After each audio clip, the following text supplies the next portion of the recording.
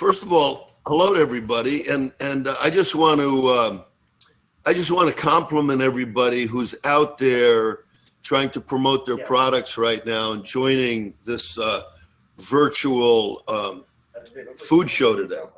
And I look, it's a tough time with COVID and everything. And I think it's very tough for people to try to get out there and to demo their products, like you mentioned. We have no demos going on in our store right now, and we used to have 10 of them a day, and so that's changed a lot. So we have to look at different ways to promote our companies and our products, and I give everybody a lot of credit for being where you are today, because you gotta keep your foot on the gas all the time. The thing we've experienced at Stu Leonard's, for many of you that don't know, we're family business. My grandfather actually started delivering milk back in the early 20s. Before that, we were farmers all around the Hudson Valley, and ended up getting in the dairy business. We had a little dairy plant. We bottled our own milk, and my grandfather delivered it. My father then started a retail store right in this spot where I'm standing right now in 1969.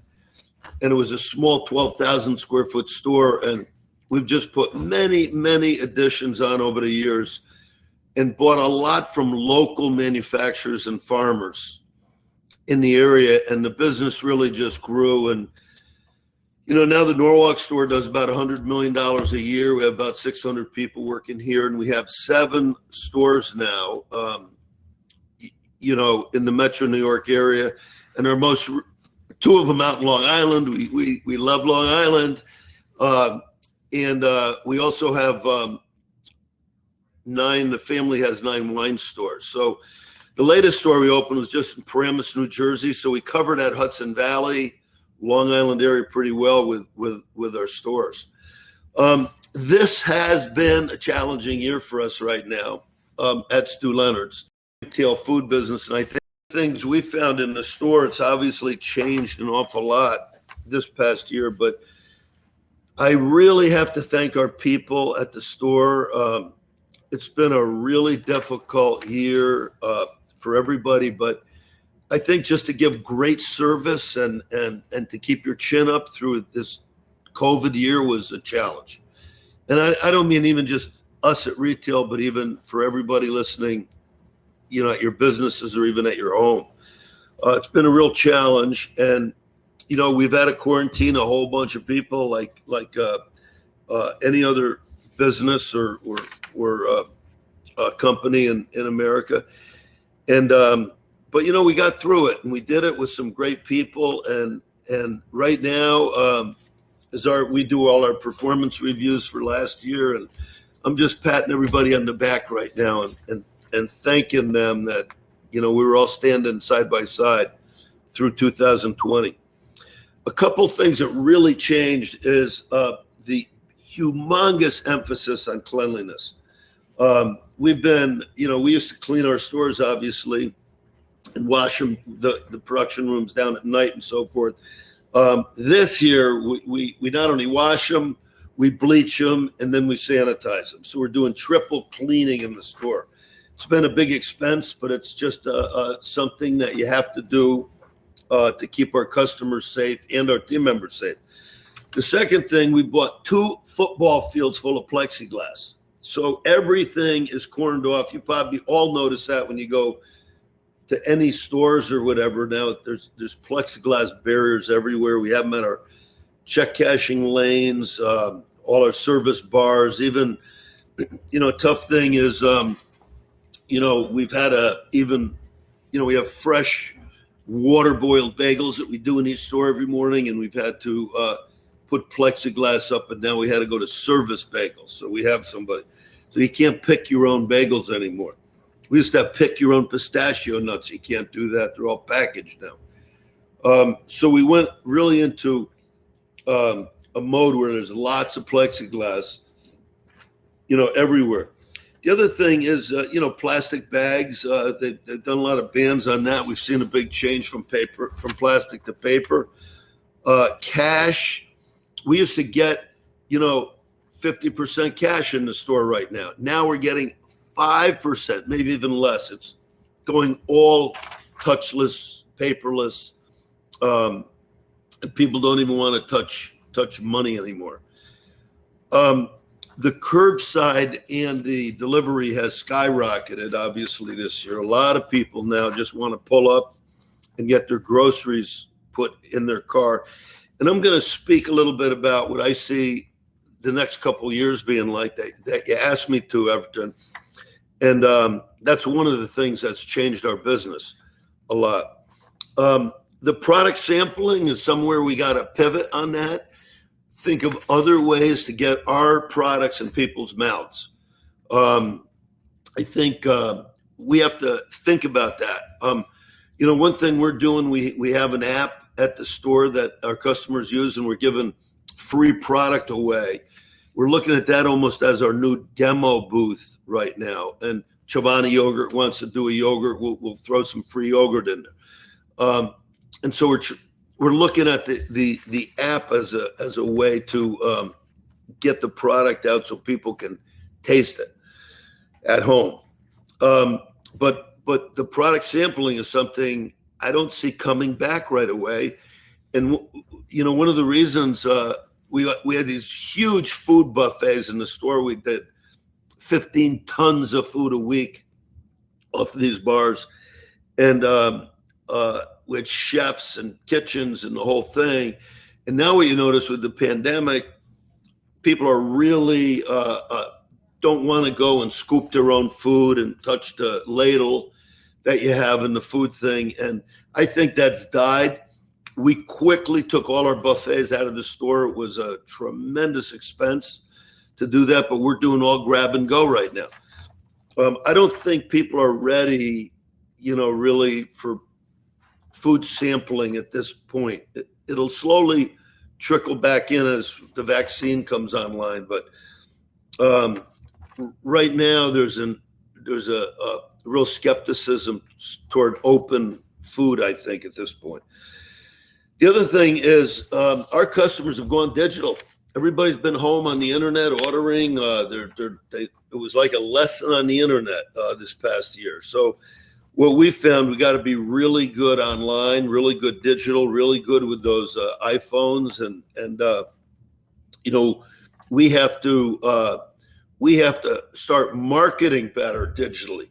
One of the things we did was during the beginning of the pandemic there, and supplies were really tight, for all stores.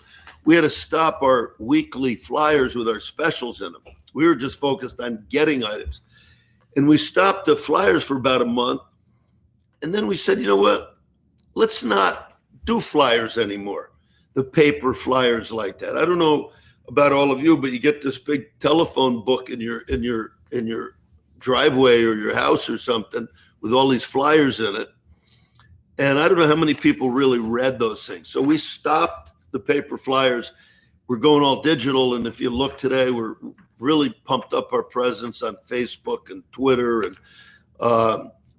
Instagram and YouTube. And, we've sort of creating stories, recipes, we're doing recipes. So we can romance our products a lot better via the going digital rather than doing it in print. So that's something we're not changing. We're going to stay where we are right now. The other thing, healthy foods have skyrocketed right now.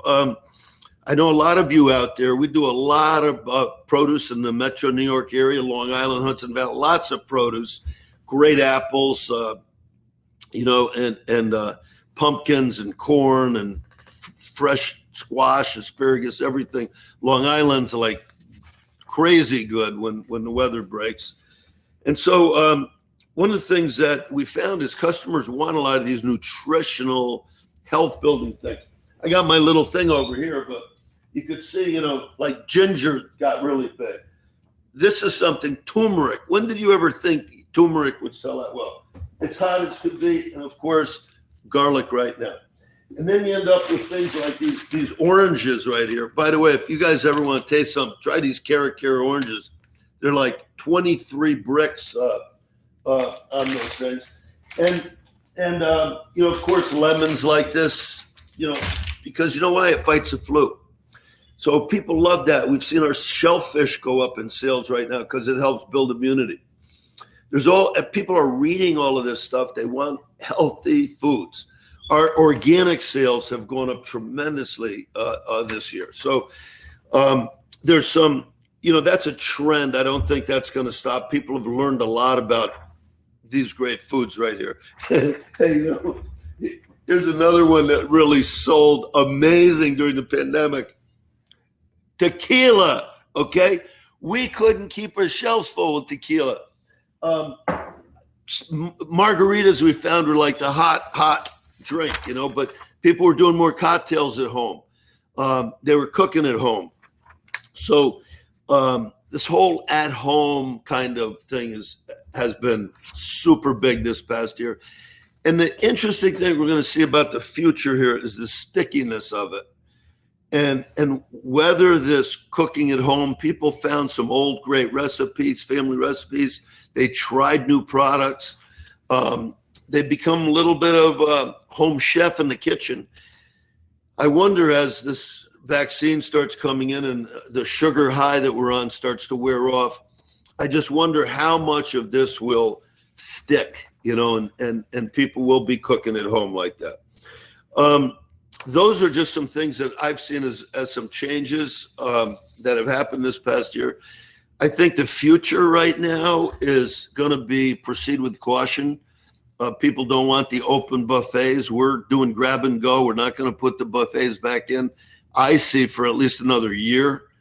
The cruise ships have stopped the buffets. The casinos have stopped the buffets. So it's going to take a while for, I think, customers to feel comfortable again.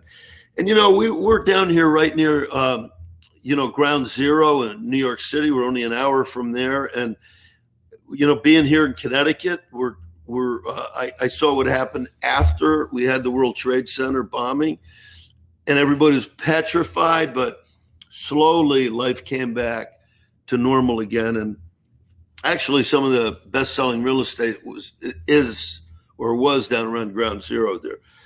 So I think the mood of people will change. I think all of us in the food business, I think there's a pent-up demand right now. People want to get out. They want to eat out at restaurants. They've been cooped up all year. So I feel there's a lot of gunpowder in the economy today. And I think once we get past this vaccine, you're going to see a supercharged group of people out there. Our business is going to change a little with curbside and delivery. We've always prided ourselves on the Disneyland of Dairy Stores. We have lots of animation going on. As you can see, my favorite little Stewie the Duck over there. We have a lighthouse. You push a button and you can hear the sounds from out at a fishing area. And so like a lighthouse. So we've tried to do a lot of fun things in the store like that. And, that's obviously toned down because we're not getting the same volume through our stores that we used to, because people want to have delivery or curbside right now.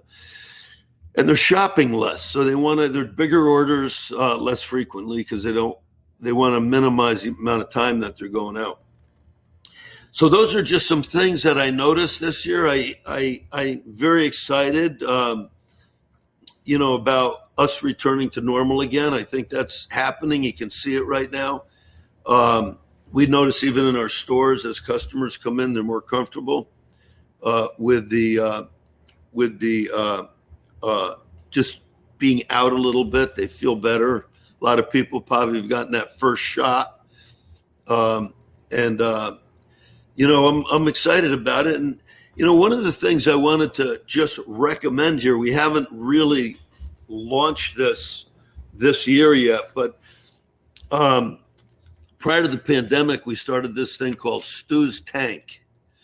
And I know a few of you have wanted to meet with me later today, but one of the things we did was we asked a lot of food retailers from around the area to send us the information on their products. And myself and our buyers sat down and we picked, we had hundreds of applications. We picked about 20 of them. And we brought them in, we interviewed them all, we whittled it down to about 12 different companies.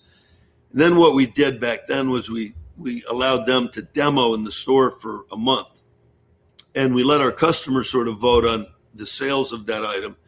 And then what we did was we picked 4 winners, and when those 4 winners, they won in that store, we put them in all 7 stores. So a lot of their businesses went up tremendously, but our customers voted on these great products. We are just going to rev that up as we start getting out of this COVID right now.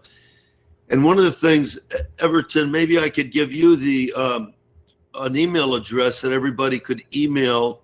I wonder if we can go to the website. You know what? Give me a day and I'll set the website up so you can apply online, okay? If you go to StuLeonards.com, we will have a thing there where you can apply for Stu's Tank. It's not going to be, it's going to probably be a couple months before we get some wheels on this thing. But if you just want to get your name in there and get on the list, we'll make it available on our website at StuLeonards.com. Okay, that's my sort of view. I don't know how this format's working, if everybody's doing questions or whatever, but I'm happy to answer any questions that you may have right now. Thank you very much, and thanks for letting me join all of you. And I know we're buying from Backyard Brian right there. We're getting some pickles from you, I think, right now. But anyway, thank you for letting me participate. Thank you. Thanks. Thank you so much, Stu. That was great. We'll have our folks go to StuLeonard.com and and apply for the tank. I must say that during your whole speech, I kept salivating looking at that big lobster in the back of it. But thank you. That was really a wonderful and inspiring talk for us. Thank you. Okay.